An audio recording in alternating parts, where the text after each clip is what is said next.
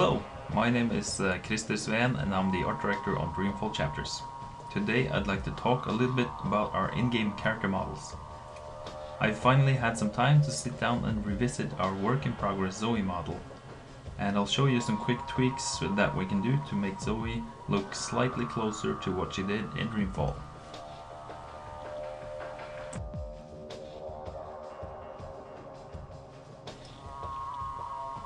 So here's the model of Zoe that I created in Dreamfall in 2003, and as you can see, we had to take a slightly cartoony approach to our characters back then.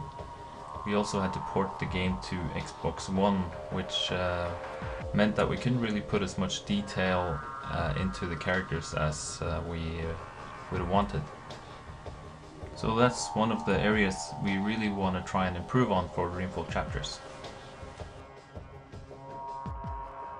If we take a look at human facial anatomy, we see that the muscles are laid out in a very specific manner, and this is something that we'd like to try and replicate in our models, which will give us much better expressions and emotions and tell the story in a much more believable way.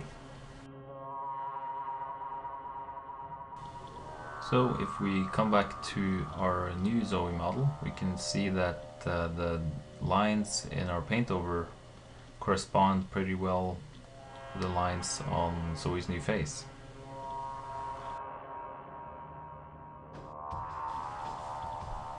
Next up, we'll start tweaking her face. I've set up some quick blend shapes for different parts of her head, and we're going to try and apply those to the model and see what happens.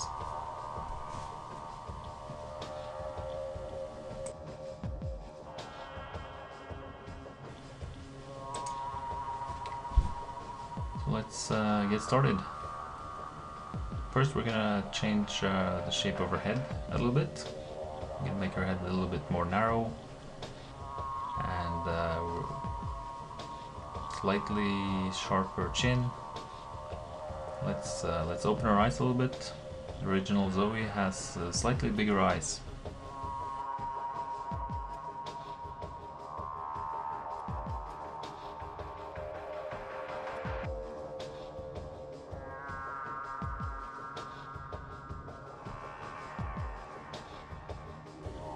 Next up, the nose, make it slightly longer.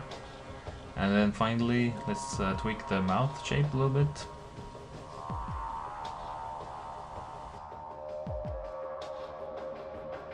And there you go.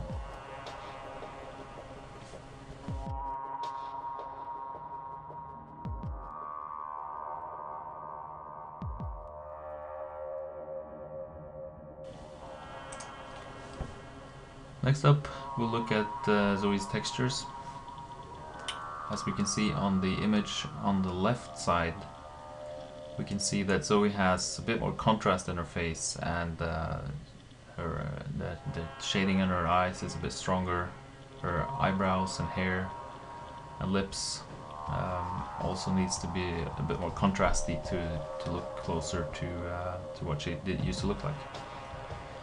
So we're going to change her complexion slightly.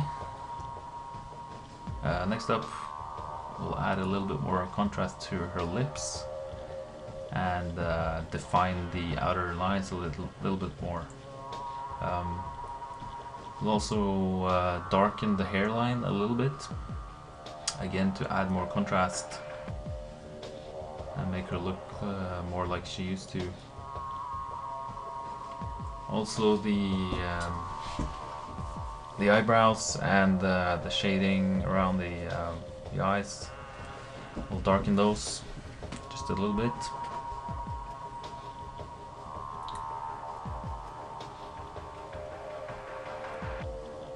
And finally we'll add just a little bit more skin detail and coloration to her face.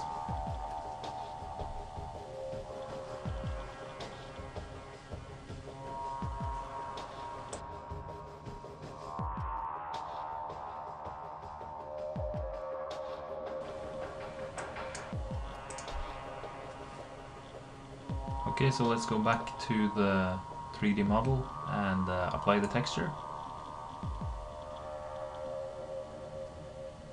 And that's it.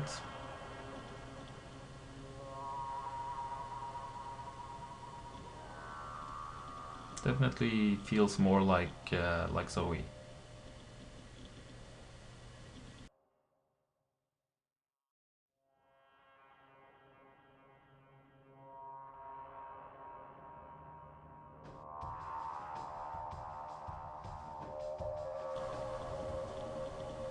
And here's a side-by-side comparison of what she looked like before we started and what she looks like after.